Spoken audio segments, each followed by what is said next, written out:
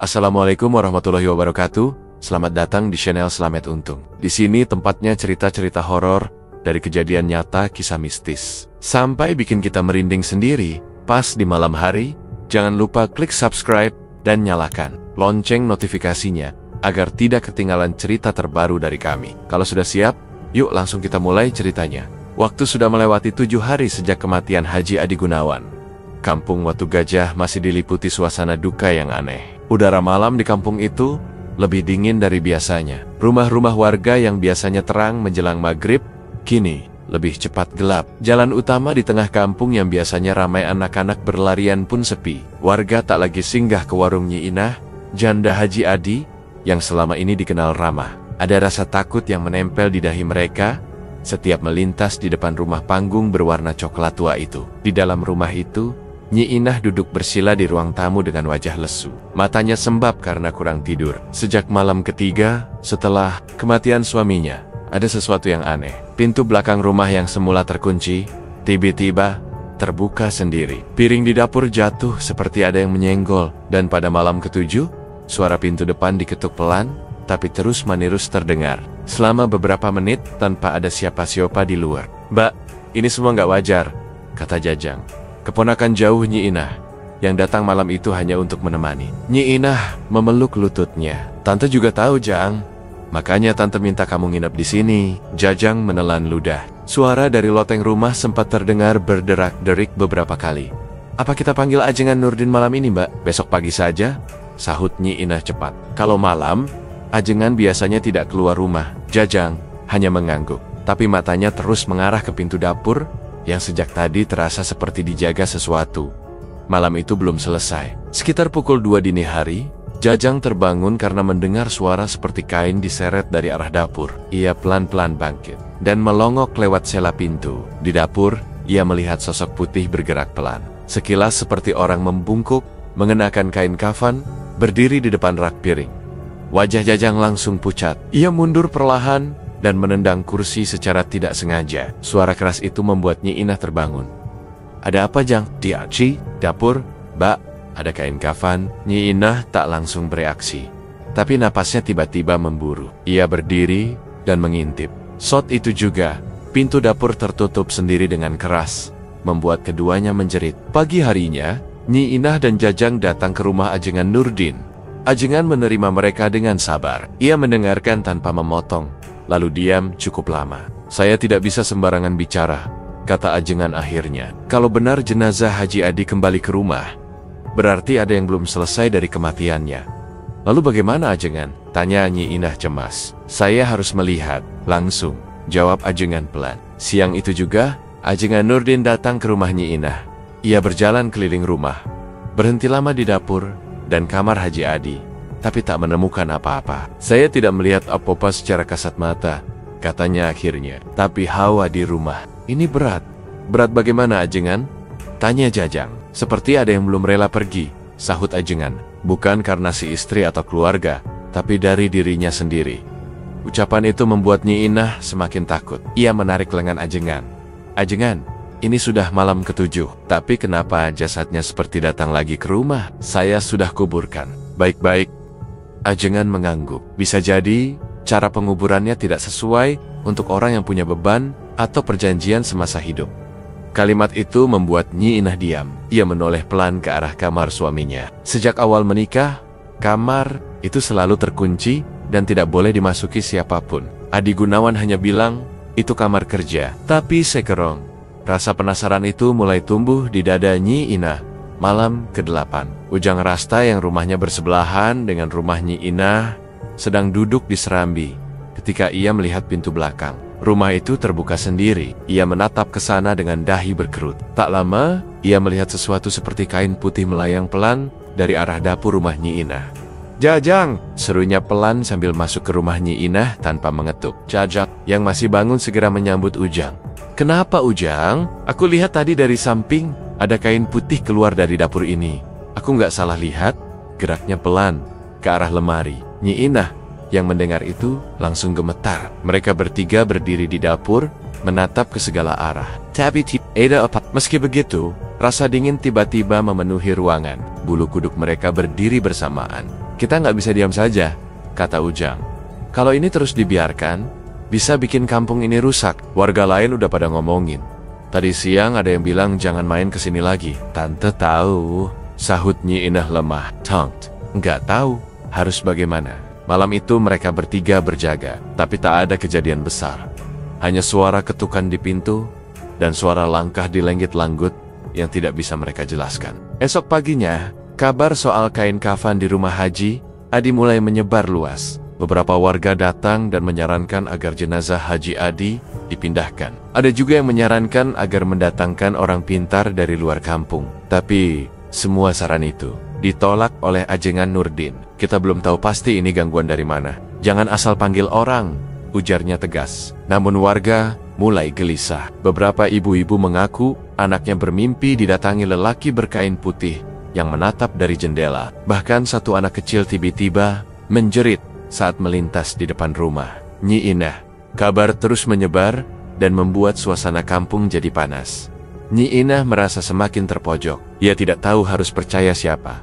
Jajang pun terlihat mulai lelah. Ujang Rasta yang biasanya berani mulai menjaga jarak dan hanya datang. Saat Shang, di dalam batin Nyi Inah, ada sesuatu yang makin berat. Ia merasa ada bagian dari suaminya yang selama ini tidak pernah ia kenal. Kamar yang selalu dikunci itu kini seperti memanggil-manggil. Tapi keberaniannya belum cukup. Ia hanya berdiri di depan pintu kamar itu malam-malam, menatap gagang pintu tanpa menyentuhnya. Dalam hati, ia bertanya, apakah suaminya benar-benar meninggal seperti orang biasa? Di luar Rama, angin malam bertiup lebih kencang dari biasanya. Pintu dapur kembali terbuka sedikit demi sedikit.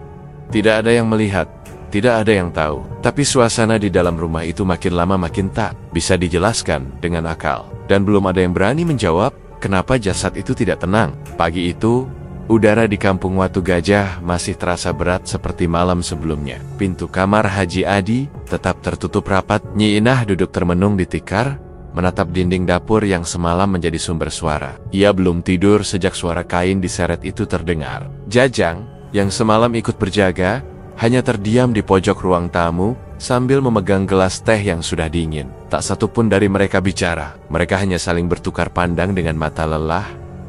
Tiba-tiba, terdengar suara sepatu menyentuh tanah halaman. Langkahnya mantap dan pelan. Tak lama kemudian, sosok lelaki setengah baya muncul di ambang pintu. Tubuhnya tegap, wajahnya tirus, dan matanya tajam meski usianya sudah lebih dari 50. Jubah hitam sederhana membalut tubuhnya. Ia langsung menunduk sopan. Assalamualaikum, ucapnya. Jajang berdiri. Waalaikumsalam. Bapak siapa ya? Lelaki itu tersenyum tipis. Namaku Mandira. Aku sahabat lama Haji Adi. Aku dengar kabar dari orang pasar bahwa rumah ini diganggu. Nyi Inah perlahan berdiri. Kang Mandira, tanyanya ragu. Adi pernah cerita sedikit tentang panjenengan, tapi saya belum pernah ketemu. Mandira mengangguk pelan. Saya tahu ini mendadak, tapi saya datang bukan untuk basa-basi.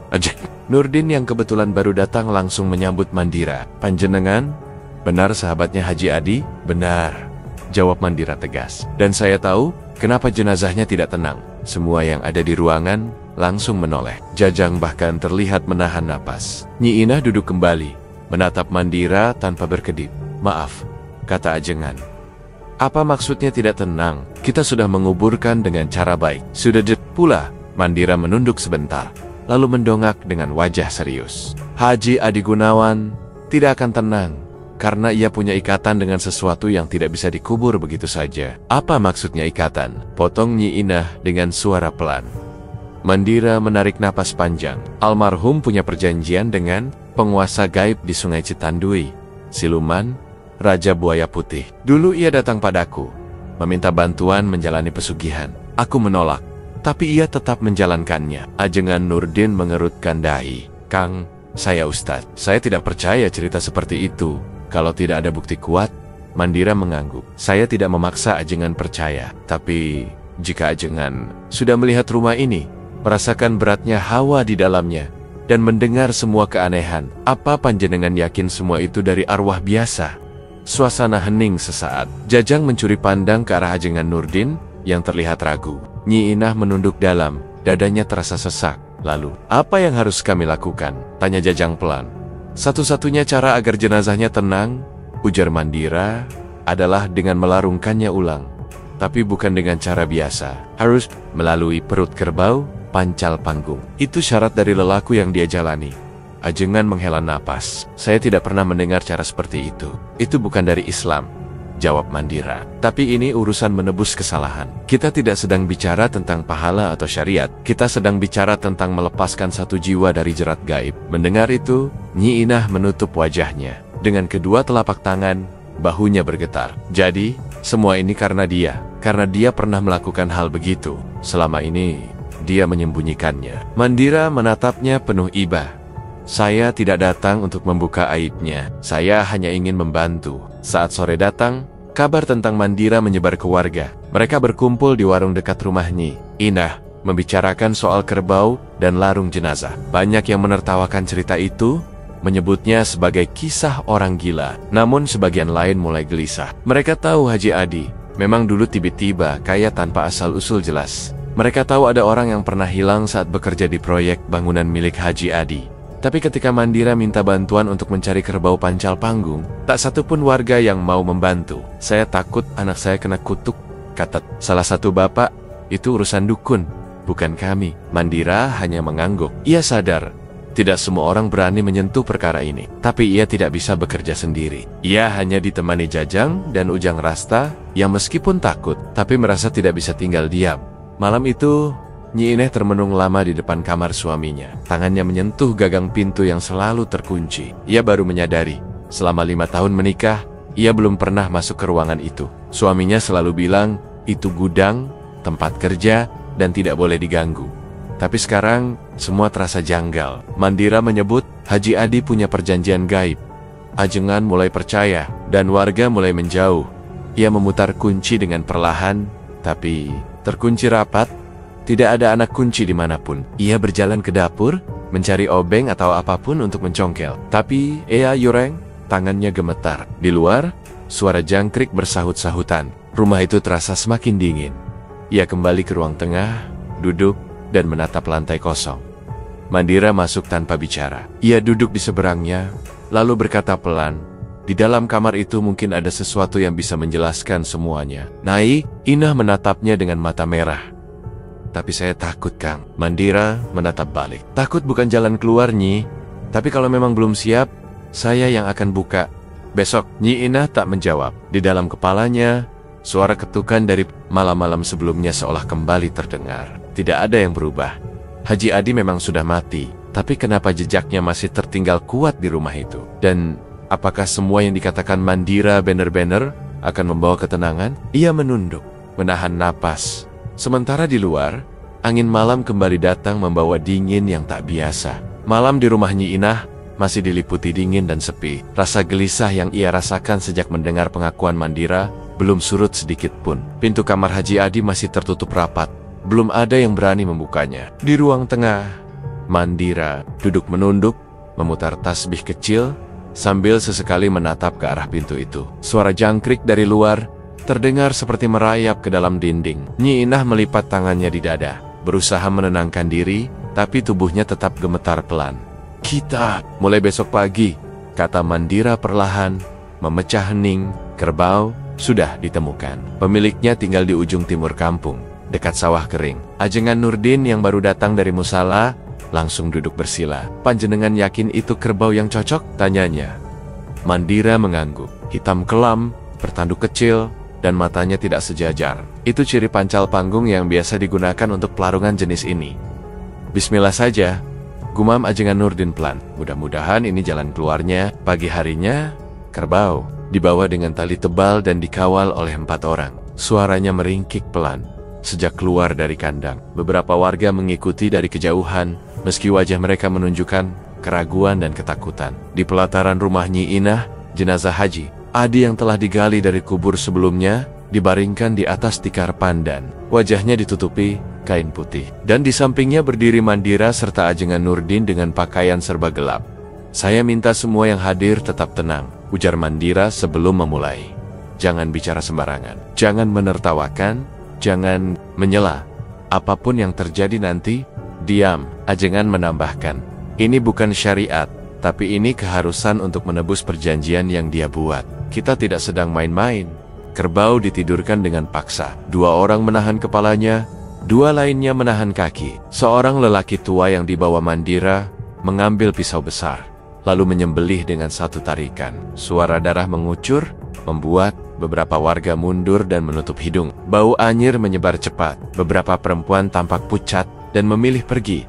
Setelah tubuh kerbau mati, perutnya dibelah memanjang. Isi dalamnya dikeluarkan dan diganti dengan jasad Haji Adi yang digulung rapi dengan kain kafan baru. Darah masih mengalir dari bagian dalam. Kerbau saat tubuh itu dijahit kembali dengan tali ijuk dan lidi. Semua yang menyaksikan menahan napas. Beberapa muntah. Ujang Rasta bahkan harus duduk dan menutup matanya. Nyi Inah hanya berdiri mematung. Wajahnya tak berekspresi. Ia sudah tidak tahu harus sedih, takut, atau marah. Yang ia tahu, semua ini di luar nalar. Setelah tubuh kerbau dijahit, mereka menggotongnya ke tepi sungai Citandui. Jalanan menurun yang biasa dilewati anak-anak, memancing kini jadi jalur pelarungan mayat. Warga berkerumun di kejauhan, tak satu pun berani mendekat ke air. Air sungai terlihat tenang matahari pagi, bersinar cerah, tidak ada tenda-tenda hujan atau angin. Tapi begitu tubuh kerbau itu disentuhkan ke permukaan air, ombak kecil tiba-tiba muncul, lalu berubah menjadi pusaran besar. Beberapa warga menjerit. Seorang anak kecil menangis histeris dan dipeluk ibunya. Namun Mandira tetap tenang. Aim, sesuatu dalam bahasa yang tidak dimengerti siapapun, lalu mendorong tubuh kerbau itu ke tengah arus. Air sungai meluap sesaat, lalu menyedot tubuh kerbau ke tengah pusaran dan lenyap dalam hitungan detik. Tidak ada bekas, tidak ada buih, air kembali tenang seperti semula. Ajengan Nurdin beristighfar pelan.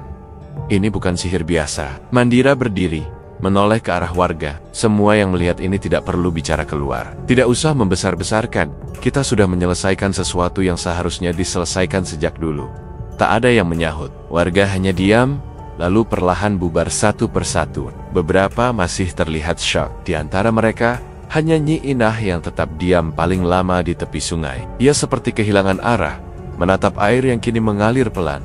Sore harinya, rumah Nyi Inah kembali sepi. Mandira dan Ajengan sempat mampir sebentar untuk memastikan semuanya terkendali. Nyi Inah hanya menjawab seperlunya. Ia kembali menyendiri di ruang tengah. Tapi malam belum selesai.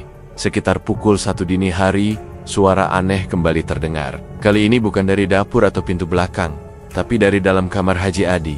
Suara pelan, seperti orang dicekik sambil tertawa lirih. Jajang yang masih menginap langsung bangun dan mendekati pintu kamar itu. "Mbak," bisiknya ke Nyi Inah. Dengar itu, Nyi Inah mengangguk pelan. Ia berdiri, mendekati pintu, menempelkan telinganya.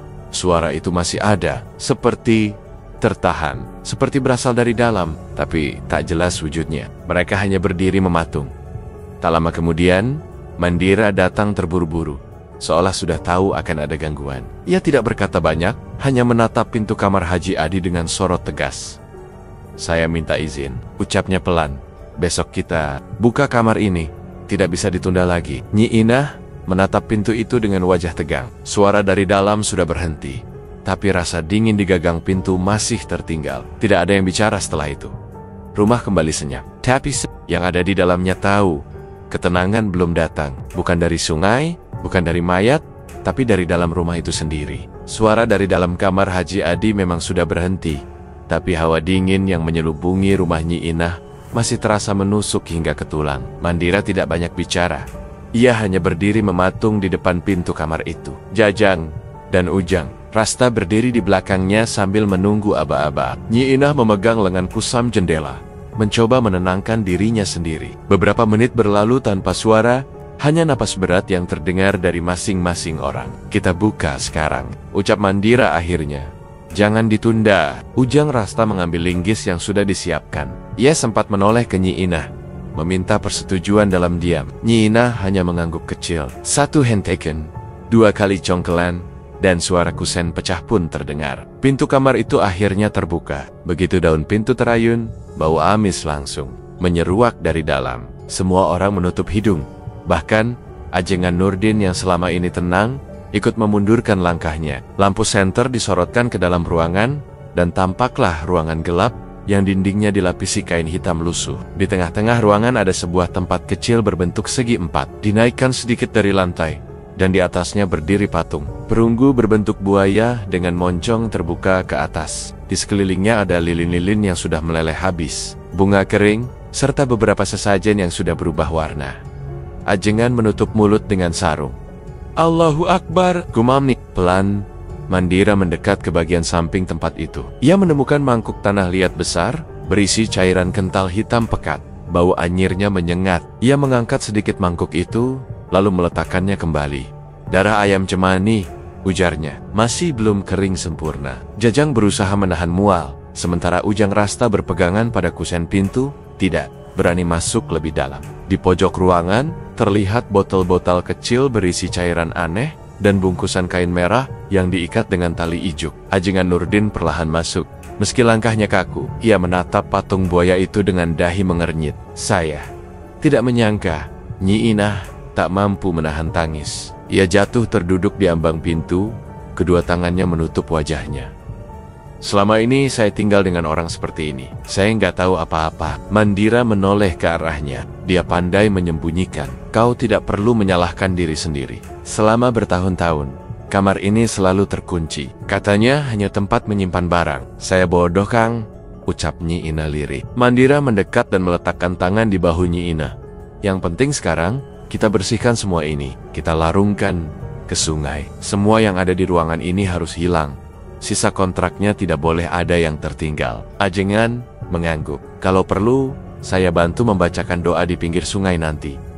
Mereka mulai mengumpulkan benda-benda itu. Mangkuk darah dibungkus kain putih. Patung buaya diangkat perlahan oleh Mandira dan Jajang, sementara benda-benda kecil dimasukkan ke dalam karung goni. Ruangan itu semakin sesak dengan aroma tak sedap yang menempel di kulit. Saat semuanya sudah dikumpulkan di halaman belakang, waktu sudah menunjukkan lewat tengah malam. Mandira berdiri paling depan, menggenggam tasbihnya. Erat-erat, Nyi Inah menyalakan lampu teplok kecil, menerangi jalan setapak menuju tepi sungai. Langit cerah, tidak ada angin. Semuanya berjalan dengan hati-hati, diam dalam langkah yang berat. Namun saat mereka baru melangkah 5 meter dari rumah, sesuatu bergerak di rerumputan sebelah kiri. Ujang Rasta yang membawa karung langsung berhenti. Est, ada yang gerak, bisiknya.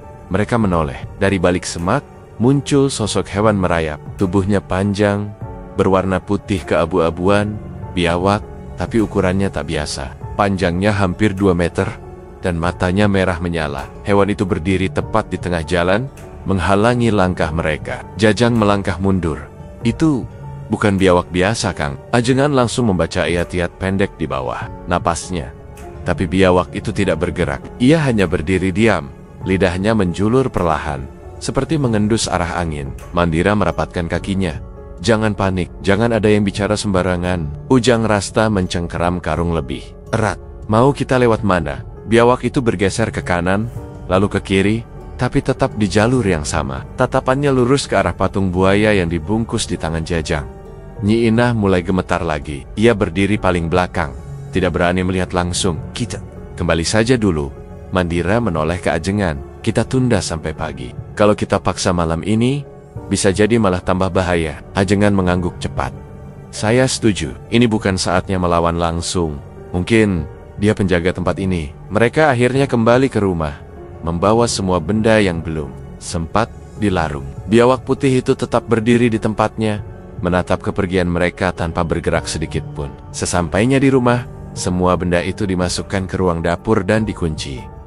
Malam pun kembali dingin. Tapi rasa dingin kali ini berbeda. Bukan hanya dari udara, tapi dari sesuatu yang belum selesai di dalam rumah itu. Mandira duduk di sudut, matanya tak lepas dari jendela. Ia tahu, waktu mereka tak banyak, tapi satu langkah lagi belum bisa dilangkahi. Dan di luar, suara gemerisik, seperti cakaran hewan masih terdengar samar dari balik dinding bambu. Suara cakaran hewan dari luar dinding masih terdengar samar saat Mandira memadamkan lampu teplok di ruang tengah. Dapur sudah terkunci rapat, benda-benda dari kamar rahasia sementara diamankan di dalam, menunggu waktu yang tepat untuk dilarung. Nyi Inah duduk bersandar di sudut ruangan, wajahnya tampak lelah, tapi matanya masih terbuka. Ajengan Nurdin duduk di dekat pintu, melipat sarungnya hingga ke betis. Tak ada yang bicara selama beberapa menit. Semua tenggelam dalam pikiran masing-masing.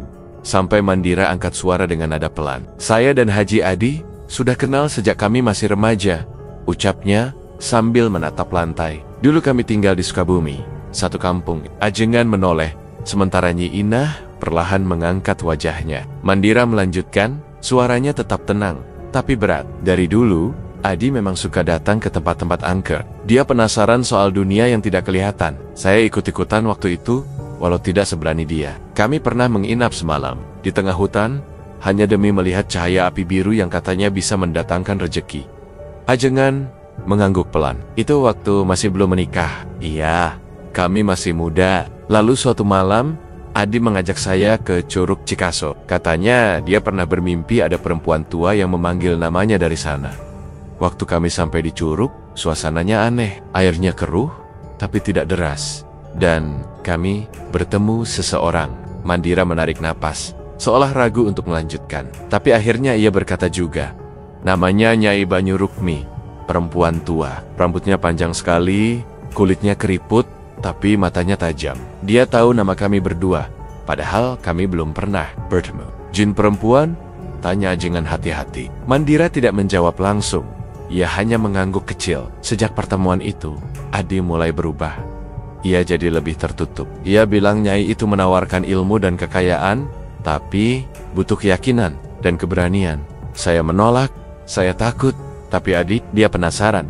Seminggu setelah itu, kami berpisah. Dia menikah dengan Sekar Ayu dan pindah ke Bandung. Nyi Indah menggigit bibirnya, menahan tangis yang kembali naik. Dia tidak pernah cerita semua ini ke saya. Mandira menoleh padanya. Saya pun tidak tahu apa yang terjadi setelah itu. Tapi saya pernah dengar, mertuanya memperlakukan dia tidak baik. Ibu Sekar, Mbok Rantem, memang keras, ujar Nyi Indah lirih. Adi pernah cerita, dia sering dihina karena belum bisa kasih makan layak. Dibilang lelaki tidak berguna. Mandira mengangguk. Waktu itu saya sempat bertemu lagi dengannya. Adi terlihat kusut. Ia bilang setiap malam mimpinya selalu sama, didatangi sosok guru tua kami yang sudah meninggal. Tapi saya tahu, itu bukan guru kita.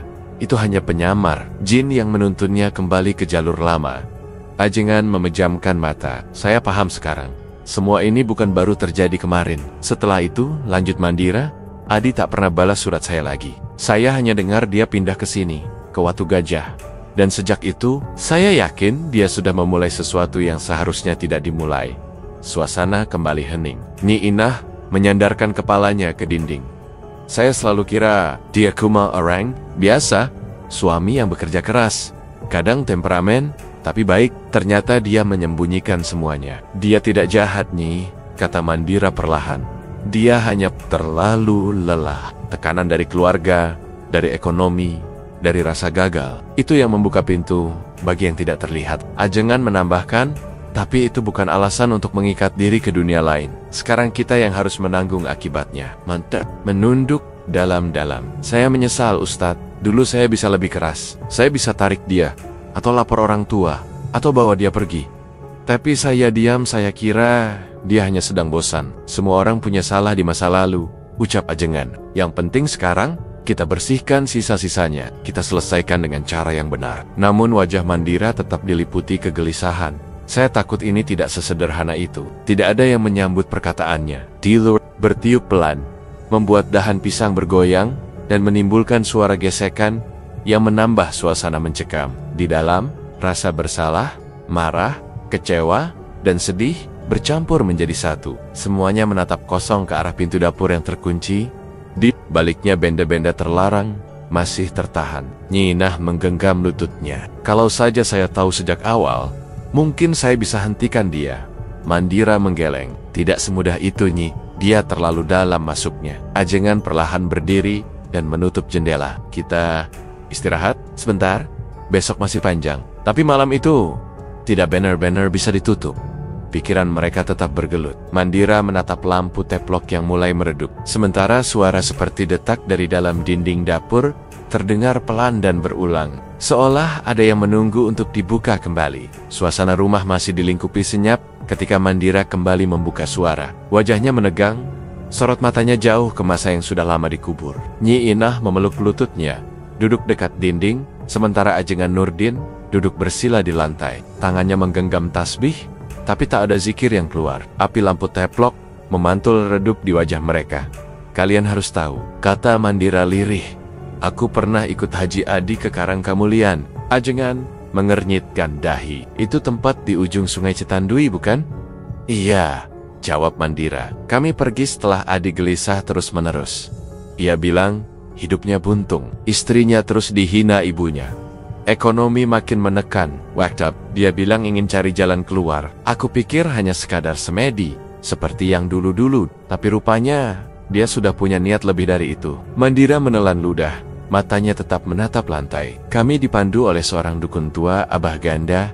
Dia yang membuka jalur ritual di antara bebatuan besar di Karangkamulian. Malam hari, kami duduk bersila menghadap arah Sungai Hening sekali. Dan di saat itulah, Adi seperti kerasukan. Nyi Inah mengangkat kepala. Kerasukan, Mandira mengangguk, matanya mendelik, mulutnya bergerak sendiri, tapi bukan suaranya yang keluar. Dia menyebut nama Nyai Banyurukmi. Aku tahu itu bukan halusinasi, karena suara itu terdengar jelas dari arah belakang kami. Saat kutoleh, bayangan putih berdiri di atas permukaan air. Itu dia, perempuan tua itu, Nyai Banyurukmi. Menggigit bibirnya, tak berani menyela. Nyai itu bilang kalau Adi sudah dipanggil oleh Raja Kwesi. Tempat itu di bagian hulu yang lebih dalam dan angker. Abah Ganda mengantar kami esok harinya, dan di sanalah kami bertemu. Makhluk itu. Mandira menggenggam lututnya, napasnya mulai sesak. Namanya Eyang Setapati, siluman buaya putih. Ukurannya besar sekali, wujudnya tak seperti buaya biasa. Kulitnya bersisik keras, matanya menyala, dan mulutnya seperti tersenyum. Nyi Inah menoleh perlahan. Wajahnya pucat. Setapati menawarkan kekayaan tanpa batas, tapi dengan syarat tumbal darah dari keluarga. Adi tidak langsung menjawab, tapi malam harinya dia bilang pada Abah Ganda bahwa dia setuju. Dia akan menumbalkan orang yang sudah menghancurkan hidupnya. Ibunya Sekar, Ajengan berseru lirih. Mbok Rantem, Mandira mengangguk. Seminggu setelah kami pulang, Mbok Rantem jatuh di dapur dan tewas seketika. Kata orang, terpeleset. Tapi aku tahu, Adi yang menyiapkan semuanya. Nyi Inah gemetar. Dia bilang waktu itu kecelakaan. Tidak ada yang curiga, karena dia pandai menyamarkan, ujar Mandira pelan. Setelah itu, rezekinya mengalir deras. Dia buka toko bangunan di Bandung, lalu pindah ke Watu Gajah, bangun rumah besar, tapi dia tidak pernah lepas dari kewajiban. Setiap Jumat Kliwon, dia kirim sesajen. Bunga 7 rupa, kemenyan hitam, kepala ayam cemani, dan darahnya sendiri. Ajengan menoleh cepat. Dia melukai dirinya, dia iris telapak tangannya, dan teteskan ke mangkuk sesajen. Aku pernah melihatnya sendiri. Waktu tak sengaja datang ke rumah ini Jumat Kliwon. Nyi Inah menutup mulut dengan tangan. Air matanya menetes perlahan. Mandira menghela napas panjang. Tapi ada satu syarat yang tidak bisa dia hindari. Setiap tahun harus ada tumbal darah. Kalau tidak dari keluarga, maka dari orang yang dianggap dekat. Mulanya, dia tahan. Tapi sejak pindah ke sini, setiap tahun ada saja karyawan tokonya yang hilang. Mereka semua tidak pernah kembali. Ajengan berdiri, berjalan bolak-balik. Berarti, ini bukan soal pesugihan biasa. Ini ikatan jangka panjang yang memutus kontraknya. Bisa kehilangan nyawa, makanya dia tetap jalan terus, ujar Mandira. Dia tidak bisa mundur. Kalau berhenti, nyawanya jadi pengganti. Nyi Inah terisak. Kenapa dia tidak bilang apa-apa ke saya? Kenapa dia sembunyikan semua ini? Mandira tak menjawab. Ia tahu jawabannya, tapi tak tega mengucapkan, karena Adi memilih sendiri jalannya, dan ia tak mau istrinya tahu. Agar tidak diganggu saat kontraknya berjalan, Ajengan duduk kembali. Kalau begitu, tak ada pilihan selain memutus ikatan itu. Tapi belum selesai, kata Mandira. Kontraknya masih kuat. Patung buaya itu bukan sekadar simbol. Itu wadah pengikat antara dunia mereka dan kita. Kita belum melarungkan semuanya. Nyi Inah memejamkan mata, tubuhnya gemetar malam kembali. Hening.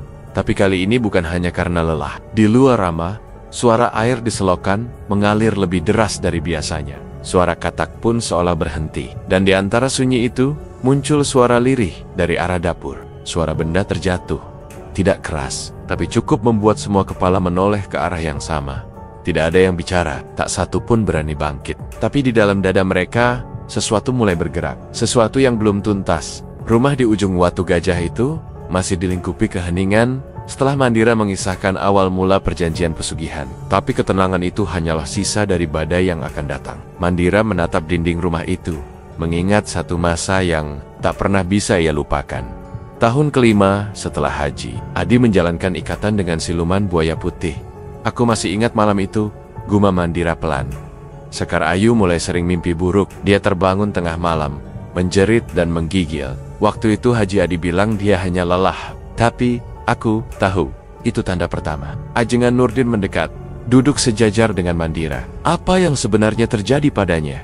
Mandira menghela napas. Pesugihan itu minta tumbal dari keluarga. Setelah Mbok Rantem, giliran Sekar Ayu yang ditarik. Nyi Inah membungkam mulutnya, sorot matanya kosong.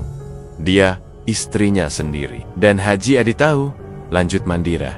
Dia tahu waktunya sudah tiba, tapi dia mencoba mengulur. Dia rajin bersedekah, rutin menyembelih ayam cemani lebih banyak dari biasanya, dan mulai tidur di musala belakang. Ajengan bertanya lirih, tapi tetap tak bisa mencegah. Tidak bisa, jawab Mandira. Sekar Ayu ditemukan meninggal di dapur rumahnya. Tidak ada luka, tapi lehernya memar, seperti dicekik. Tak ada yang berbicara, hanya suara angin menyusup dari sela anyaman bambu yang mengisi ruang. Mandira melanjutkan dengan suara pelan namun jelas. Setelah pemakaman, Haji Adi jadi makin tertutup, tapi usahanya justru makin besar. Dia buka 2 cabang toko bangunan. Mobil barunya datang bulan berikutnya. Semua orang mengira dia kuat, tapi sebenarnya dia sedang dihantui rasa bersalah. Nyi Inah bergumam lirih. Kenapa dia tidak berhenti saja? Mandira menoleh. Karena kalau dia berhenti, bukan hanya usahanya yang habis, tapi juga nyawanya. Kontrak itu tidak bisa dibatalkan sepihak. Setelah kepergian Sekar Ayu, Laraswati anak semata wayangnya tinggal bersama Mandira. Waktu itu usianya masih 12 tahun. Mandira menyayangi gadis itu seperti anak sendiri. Tapi masalah baru muncul di tahun kelima. Setelah kematian Sekar Ayu, Laraswati mulai berubah. Kata Mandira, dia suka melamun, tidak mau makan, dan setiap malam Jumat, Kliwon, dia selalu mengigau sambil menyebut nama ibunya. Tapi bukan suara Laraswati yang keluar. Suaranya berat dan kadang mendesis. Ajengan menghela napas berat. Itu gangguan dari pesugihan. Waktu itu aku bawa Laras ke Haji Adi, tapi dia hanya diam, malah menyuruhku bawa anak itu kembali. Katanya, jangan dekat-dekat dulu. Aku marah, tapi malamnya aku baru sadar. Dia sedang melindungi anaknya. Mandira tahu kalau siluman itu meminta Laraswati sebagai tumbal berikutnya. Tanda-tandanya makin jelas. Ketika Laras nyaris kesurupan, di tengah acara pengajian kampung. Saat itu, tubuhnya menegang dan matanya putih semua. Hanya suara tak dikenal yang keluar dari mulutnya. Ketakutan. Mandira membawa Laras ke seorang guru spiritual sepuh di kawasan utara Banjar, Ki Atmaja. Lelaki tua berjenggot panjang itu tinggal di rumah kayu di lereng bukit yang dikelilingi pohon-pohon tua. Waktu Laras datang, Ki Atmaja langsung menunduk dalam dan berzikir lama. Anak ini sudah dicap, ujar Ki Atmaja saat itu. Tapi belum terlambat. Dengan doa dan air dari 7 sumber mata air, Ki Atmaja meruat Laraswati. Namanya diganti menjadi Santi, agar siluman tidak bisa mengenalinya lagi. Ia juga memerintahkan agar anak itu dijauhkan sepenuhnya dari Haji Adi, dan ditinggikan pagar gaib di rumah Mandira sebagai pelindung. Pagar itu kutanam dengan doa dan tanah dari makam ibunya. Jelas Mandira pada ajengan. Dan sejak itu, Santi tak pernah lagi mengigau. Ajengan Nurdin tampak terkejut. Jadi anak itu masih hidup? Mandira mengangguk. Masih, tapi tidak tinggal di sini lagi. Dia sudah jauh. Dan jangan kau sebut nama lamanya lagi. Nyi Inah menutup wajahnya. Ia tak tahu bahwa selama ini ada satu anak perempuan yang hampir jadi korban berikutnya. Tapi kenapa Haji Adi tak ikut menjauh dari pesugihannya setelah itu? Mandira menunduk. Karena dia sudah terlalu dalam. Dia datang padaku waktu itu, minta tolong. Tapi bukan untuk berhenti. Dia hanya ingin selamatkan anaknya, bukan menghentikan ritual.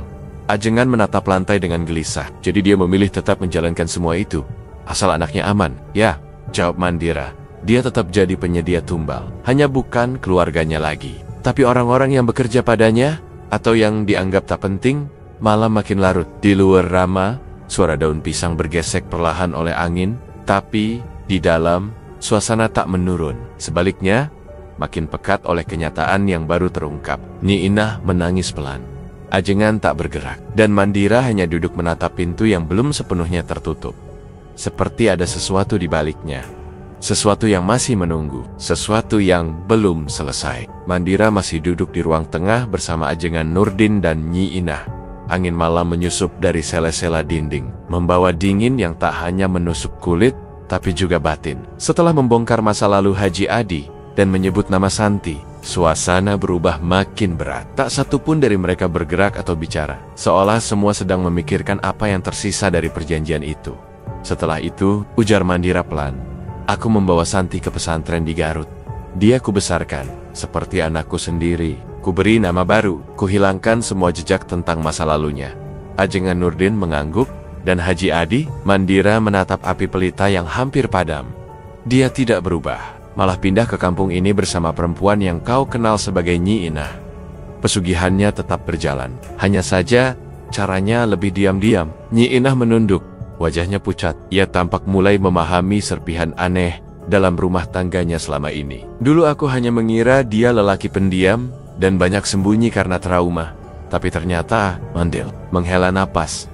Pesugihan itu butuh konsistensi, kalau tidak, nyawa dia sendiri yang jadi gantinya. Ajengan Nurdin menyela, tapi kalau memang tetap dijalani, siapa yang dikorbankan setelah anak dan istri pertamanya? Mandira menggeleng pelan.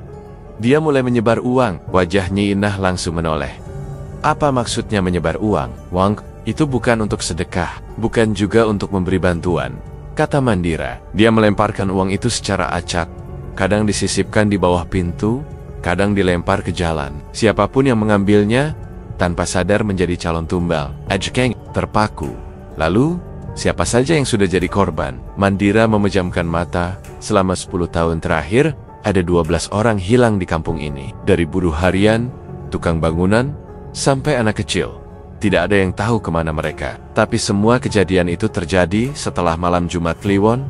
Nyi Inah berdiri, napasnya naik turun. Jadi, itu sebabnya dia selalu mengurung diri di kamar tiap malam Jumat Kliwon? Mandira menatapnya. Kau mulai menyadari, bukan? Wajah Nyi Inah menegang. Ia mengangguk perlahan. Setiap malam itu, aku dengar suara ayam dari dalam kamar. Aku pikir dia sedang berzikir atau berdoa sendiri. Tapi kadang, baunya seperti darah. Ajengan bangkit dari duduknya. Ini sudah keterlaluan. Namun Mandira menahan tangannya. Tunggu, belum selesai. Malam itu, Mandira melanjutkan cerita dengan suara yang makin pelan. Beberapa bulan setelah Haji Adi menetap di Watu Gajah, ia datang ke rumah Mandira. Wajahnya tampak lebih segar, tubuhnya sehat, dan gaya bicaranya meyakinkan. Tapi Mandira tahu ada sesuatu yang salah. Saat duduk di ruang tamu, Mandira melihat sisa darah kering di ujung lengan bajunya. Aku tanya, "Masih kau lanjutkan ritual itu?" Dan dia hanya diam. Wajahnya berubah. Tak lama kemudian dia tersenyum kecil, seperti mengejek, kenang Mandira. Saat itu Mandira marah. Ia berdiri dan berkata kalau ia akan memutus semua hubungan, tidak akan melindungi apapun lagi. Tapi Haji Adi malah tertawa. Aku sudah terlalu jauh, Dir. Kalau kau cabut semua penjagaanmu, bukan aku yang mati, tapi orang-orang yang kau sayangi, ucapnya dengan tenang. Ajengan menggenggam tasbih di tangannya. Wajahnya tegang, mengancammu. Mandira mengangguk, tapi bukan secara langsung. Dia hanya mengingatkanku, siapa saja yang pernah menolongnya dulu. Nyi Inah menangis. Ia terisak perlahan. Dan aku merasa semuanya tidak beres sejak awal. Tapi aku bodoh, Mandira. Aku pura-pura tidak tahu. Suara malam makin sunyi. Pelita padam tertiup angin. Mereka duduk dalam gelap sebentar, sebelum Mandira menyalakan kembali dengan korek kayu. Api kecil memantul di wajah-wajah yang muram. Lalu Nyi Inah bercerita, sekitar 6 bulan lalu, ia pernah memergoki Haji Adi, membawa sesuatu ke pinggir sungai. Ia mengikuti dari jauh, menyelinap di balik semak. Saat itu, bulan purnama, suaminya berjalan pelan dengan bungkusan putih. Ia membungkuk di depan air, meletakkan bungkusan itu, dan membacakan sesuatu yang tak dipahami Nyi Inah. Ia mendengar suara seperti desiran air yang terlalu nyaring. Sejak itu, ia mulai dihantui mimpi buruk dan mendengar suara ayam di dalam rumah. Meskipun tak ada hewan di kandang, aku takut, tapi aku tidak tahu harus bagaimana, ucapnya lirih. Mandira menatapnya penuh iba. Kau sudah cukup kuat bertahan sejauh ini. Nyi Inah menggeleng. Tidak, aku merasa seperti pelarian yang gagal. Aku ingin kabur dari rumah itu, tapi setiap kali mencoba, aku mimpi buruk. Seolah ada yang menahanku di sini. Ajengan berdiri. Wajahnya tegas. Kita harus lakukan sesuatu. Ini tidak bisa dibiarkan. Tapi Mandira belum menjawab. Ia hanya memandang keluar rumah, ke arah gelap pekat yang menggantung di balik pepohonan. Tak ada suara, hanya ada bayangan panjang dari pohon pisang yang diam menanti seperti penjaga bisu. Semua diam, dan diam itu terasa seperti tekanan yang makin dalam, makin menyesakkan dada. Mandira tahu, waktu mereka tak banyak, tapi yang lebih menakutkan, ia sadar bahwa jejak yang ditinggalkan Haji Adi belum berhenti bahkan setelah kematiannya. Ketenangan yang sempat tercipta setelah pelarungan sesaji perlahan kembali retak. Kematian Haji Adi tidak membawa damai seperti kematian biasa. Jenazahnya sudah dikuburkan secara layak, namun malam itu Nyi Inah terbangun karena suara pintu depan seperti dibuka dari luar. Ia berjalan pelan menuju ruang tamu, tubuhnya menggigil. Di sana, ia melihat sesuatu yang tidak mungkin. Jenazah suaminya tergeletak di depan pintu, masih mengenakan kain kafan yang sudah menghitam tonggannya kaku. Seolah meminta tolong, Nyi Inah menjerit sekaris-karisnya hingga Ujang Rasta dan Jajang datang berlari dari rumah samping. Mereka terdiam melihat mayat itu. Tadi sudah dikuburkan, bisik Jajang. Suaranya tercekat. Aku sendiri yang ikut nimpa tanahnya, sahut Ujang, menunduk sambil mengusap wajah. Tapi kenyataan di depan mata tak bisa dibantah. Melamet tuh. Juga, jenazah dikembalikan ke liang lahat. Namun esok harinya, mayat itu kembali muncul di halaman belakang rumah Nyi Inah. Warga mulai ribut. Sebagian menuding bahwa Haji Adi adalah pemuja setan, sebagian lain mendesak agar rumah itu dikosongkan. Bau amis pun tak hilang dari halaman rumah, seperti darah yang mengering. Dengan langkah berat dan mata bengkak, Nyi Inah akhirnya datang ke rumah Mandira. Saya nggak kuat, Kang. Jenazah itu balik lagi. Saya takut. Saya bingung harus bagaimana, ucapnya terisak. Mandira menatapnya lama. Kamar itu masih kau kunci? Nyi Inah mengangguk pelan. Mandira berdiri, meraih jaket lusuhnya, lalu berkata, kita harus buka lagi kamar itu. Sore itu, mereka kembali ke rumah Haji Adi. Ujang Rasta dan Ajengan Nurdin ikut serta. Pintu kamar pemujaan yang sempat dikosongkan, kini terlihat seperti tak pernah disentuh. Saat dibuka, bau busuk langsung menyambar. Patung buaya perunggu itu masih berdiri di tempatnya, utuh. Di bawahnya, mangkuk kecil berisi cairan merah mengental kembali. Tidak ada yang berani menyentuhnya. Ini belum selesai, ujar Ajengan. Nurdin lirih, kontraknya masih jalan. Dengan tergesa, Mandira memutuskan melakukan pelarungan kedua. Ia menghubungi seorang peternak di ujung desa untuk mencari kerbau pancal panggung. Butuh waktu semalam. Namun akhirnya kerbau yang dicari ditemukan, berwarna coklat tua, dengan kaki depan lebih panjang dari belakang. Tanpa menunggu lama, jenazah Haji Adi yang semula disimpan dalam balai desa kembali dimasukkan ke dalam perut kerbau yang sudah dikosongkan, lalu dijahit rapat. Pagi harinya, warga berkumpul di tepi sungai Citandui. Mereka berdiri diam, sebagian masih menggenggam tasbih, sebagian lain hanya menunduk dalam ketakutan. Perahu kecil membawa tubuh kerbau itu ke tengah arus. Mandira dan Ajengan Nurdin berdiri paling depan. Dengan suara pelan tapi mantap, Ajengan membaca doa sambil menabur kembang dan beras. Beberapa saat setelah tubuh itu dilarung, arus air yang semula tenang berubah deras, memutar seperti pusaran. Air menyembur tinggi ke atas sebelum perlahan tenang kembali. Semua orang terdiam. Sudah, kata Mandira, jangan pernah sebut ini ke orang luar. Sepulangnya dari sungai, rumah Nyi Inah kembali sunyi. Tak ada suara geraman, tak ada bau amis, semua tampak biasa saja, kecuali udara yang terasa lebih dingin dari biasanya. Malam menjelang, Nyi Inah duduk sendirian di dapur. Ujang Rasta berjaga di luar rumah. Tak lama, suara ranting patah terdengar dari halaman. Kucing, gumamnya.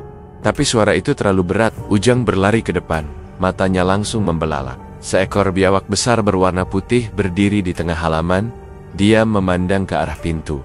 Bu, biawak, besar banget, teriak Ujang. Ia meraih tongkat kayu dari pinggir rumah dan bersiap mengayun. Namun sebelum sempat menyerang Mondera Monghul dari balik pagar dan menahan tangannya. Jangan, bisiknya. Itu Haji Adi. Ia pamit. Ujang terdiam, jari-jarinya melemas. Biawak itu menoleh ke arah Mandira, lalu berjalan pelan ke arah sungai. Suara langkahnya berat, menimbulkan bunyi tanah yang bergeser. Tak ada yang berani bicara. Di dalam rumah, Nyi Inah menangis tanpa suara. Rumah itu mungkin akan tenang, tapi hatinya tidak. Bayangan malam itu masih belum benar-benar hilang dari benak Mandira. Sosok biawak putih yang berjalan perlahan menuju sungai, Langkahnya berat tapi pasti, seperti menandai berakhirnya sesuatu yang selama ini tak terlihat, tapi mengikat erat. Setahun berlalu, dan pagi itu, ia kembali melintasi jalan tanah berbatu menuju kampung Watu Gajah. Di sebelahnya duduk Santi, kini mengenakan gamis dan kerudung putih, wajahnya bersih dan tenang. Tak banyak bicara sepanjang perjalanan, hanya sesekali menunduk memejamkan mata, seolah menyimpan doa yang tak selesai. Rumah peninggalan Haji Adi tampak jauh lebih bersih dan terawat. Pagar kayu yang dulunya lapuk, kini sudah diganti. Tanah di halaman diratakan, tak ada lagi bekas lubang di sudut-sudut pekarangan. Nyi Inah berdiri di depan pintu, mengenakan kebaya abu-abu dan selendang hijau. Tersenyum lebar ketika melihat kedatangan mereka. "Saya sudah siapkan kamar untuk Santi," ucapnya, menyambut dengan suara sedikit bergetar. "Kalau kau mau, tinggal di sini selamanya." Santi menunduk hormat. "Saya hanya ingin mengajar ngaji, Bu, dan menemani Ibu. Kalau itu diperbolehkan, saya bersyukur." "Lebih dari cukup," balas Nyi Inah pelan. Hari-hari pertama berjalan tenang. Santi mulai mengisi sore hari dengan mengajar anak-anak kampung, membaca Al-Quran di surau kecil yang dulu dibangun Haji Adi, tapi lama dibiarkan kosong. Ajengan Nurdin mendukung penuh. Para ibu datang membawa makanan setiap sore, duduk di tikar, mendengarkan ceramah Santi yang sederhana, tapi menyentuh. Warga mulai lupa pada masa lalu rumah itu. Tidak ada lagi bisik-bisik atau pandangan sinis. Tidak ada bau amis, tidak ada biawak. Namun pada malam keempat, setelah anak-anak pulang mengaji dan surau ditutup, Santi duduk di halaman rumah, menatap tanah di samping pohon nangka tua. "Di bawah situ dulu patungnya dikubur." "Ya?" tanyanya lirih. Mandira yang duduk di sampingnya tak menjawab. Ia hanya memandangi langit malam, kosong. Angin pelan menggesek dedaunan. "Jangan pernah diangkat lagi." "Apapun alasannya," ujar Mandira akhirnya. "Kalau tanah ini nanti kau warisi, biarkan tetap tertutup." Santi mengangguk. "Saya tahu, Kang. Saya juga bisa merasakannya." Malam itu, Mandira tidak tidur. Ia duduk di ruang tamu hingga dini hari, seperti menunggu sesuatu yang tak datang. Saat fajar mulai menyentuh jendela, ia berdiri, keluar dari rumah, dan berjalan ke tepi sungai. Air mengalir pelan, tenang, tak seperti malam-malam pelarungan dulu. Ia berdiri lama di sana, tak bicara, tak berpikir, hanya merasakan sunyi yang anehnya justru menenangkan. Langkah Nyi Inah menyusul dari belakang. "Mau pamit?" tanyanya. Mandira mengangguk. "Saya pulang ke Sukabumi. Urusan saya di sini sudah selesai." Nyi Inah menatap ke arah sungai. "Saya masih belum bisa benar-benar percaya kalau semua ini sudah selesai. Kalau Ibu masih mendengar suara, lihat bayangan, atau merasa ditatap dari balik tembok," kata Mandira pelan, "itu bukan karena arwah. Itu karena luka yang belum kering." "Luka siapa?" bisik Nyi Inah. Mandira menoleh perlahan. "Luka semua orang yang ditinggalkan oleh kejahatan yang tak kelihatan, tapi menyentuh semua sisi hidup." Mereka tak bicara lagi. Mandira berjalan menjauh. Langkahnya mantap. Santi berdiri di depan pintu rumah, melambaikan tangan pelan. Di wajah tak ada lagi rasa takut atau trauma. Yang tersisa hanya ketenangan yang didapat setelah melewati badai yang panjang. Ia akan tinggal di sana. Ia akan menjaga rumah itu. Ia akan menjaga agar tidak ada satupun pintu gaib yang terbuka kembali. Dan tanah itu, tempat patung perunggu dikubur, tetap tak tersentuh. Tak ada satupun yang mendekat. Tidak karena takut, tapi karena mereka akhirnya belajar bahwa damai bisa muncul jika tak semua rahasia dipaksa untuk diungkap. Sebab tidak semua kontrak bisa dibatalkan, tapi semua kutukan bisa dihentikan. Jika berhenti diwariskan, terima kasih telah menyimak kisah Tumbal Buaya Putih, Kutukan Sungai Citandui hingga akhir. Cerita ini bukan sekadar tentang gaib dan tumbal, tapi tentang betapa dalamnya luka yang ditinggalkan oleh keserakahan, dan betapa mahalnya harga yang harus dibayar ketika manusia mengikat diri pada jalan yang tak suci. Semoga kisah ini menjadi pengingat bahwa tidak semua kekayaan pantas dikejar, dan tidak semua rahasia harus dibangkitkan kembali. Jika kisah ini menggugah, biarkan ia tinggal dalam hati. Jika menakutkan, biarkan ia menjadi pelajaran yang menenangkan langkah. Wassalamualaikum warahmatullahi wabarakatuh.